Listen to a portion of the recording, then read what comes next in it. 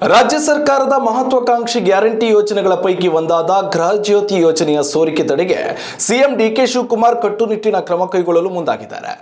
ಈ ಯೋಜನೆಯ ದುರ್ಬಳಕೆ ಮಾಡಿಕೊಳ್ಳುತ್ತಿರುವವರಿಗೆ ಅಂಕುಶ ಹಾಕಲು ಹಾಗೂ ನೈಜ ಫಲಾನುಭವಿಗಳಿಗೆ ಮಾತ್ರ ಈ ಯೋಜನೆ ದೊರಕುವಂತೆ ಮಾಡಲು ಮುಖ್ಯಮಂತ್ರಿ ಡಿಕೆ ಶಿವಕುಮಾರ್ ಹೊಸ ಮಾಹಿತಿಯನ್ನು ನೀಡಿದ್ದಾರೆ.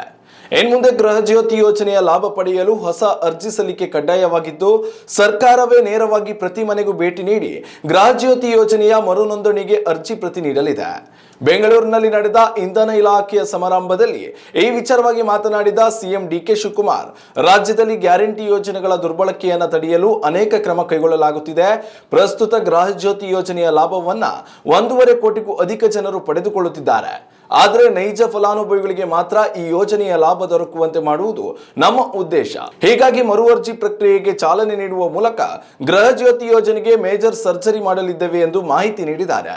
ಮತದಾರರ ಪಟ್ಟಿಯಲ್ಲಿ ಸ್ಥಾನ ಹೊಂದಿರುವವರಿಗೆ ಮಾತ್ರ ಗೃಹ ಜ್ಯೋತಿ ಯೋಜನೆಯ ಲಾಭ ದೊರಕಲಿದೆ. ಇಂಧನ ಇಲಾಖೆಯ ಸಿಬ್ಬಂದಿ ಪ್ರತಿ ಮನೆಗೂ ಭೇಟಿ ನೀಡಿ ಗೃಹ ಜ್ಯೋತಿ ಯೋಜನೆಯ ಅರ್ಜಿ ನೀಡಲಿದ್ದಾರೆ. ಪ್ರಸ್ತುತ ಇಂದಿನಿಂದ ಆರಂಭಗೊಂಡಿರುವ SIR ಪ್ರಕ್ರಿಯೆಯಲ್ಲಿ ಭಾಗವಹಿಸಿದವರಿಗೆ ಮಾತ್ರ ಭವಿಷ್ಯದಲ್ಲಿ ಮತದಾರರ ಪಟ್ಟಿಯಲ್ಲಿ ಸ್ಥಾನ ದೊರಕಲಿದೆ. ಮತದಾರರ ಪಟ್ಟಿಯಲ್ಲಿ ಸ್ಥಾನ ಇರುವವರು ಮಾತ್ರ ಗೃಹ ಜ್ಯೋತಿಯ ನೂತನ ಅರ್ಜಿ ಭರ್ತಿ ಮಾಡುವ ಅರ್ಹತೆ ಹೊಂದಿರುತ್ತಾರೆ. ಹೀಗಾಗಿ ಗ್ಯಾರಂಟಿ ಯೋಜನೆಗಳ ಲಾಭ ಪಡೆಯಲು ರಾಜ್ಯದ ಜನತೆ ಈ 2 ಪ್ರಕ್ರಿಯೆಗಳಲ್ಲಿ ಭಾಗವಹಿಸುವುದು ಕಡ್ಡಾಯವಾಗಿರಲಿದೆ.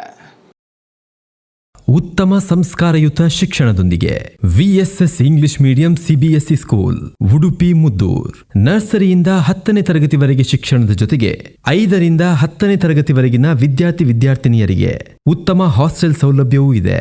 ನಿಮ್ಮ ಮಕ್ಕಳ ಪ್ರವೇಶಾತಿಗಾಗಿ ಈ ಸಂಖ್ಯೆಗೆ ಕರೆ ಮಾಡಿ.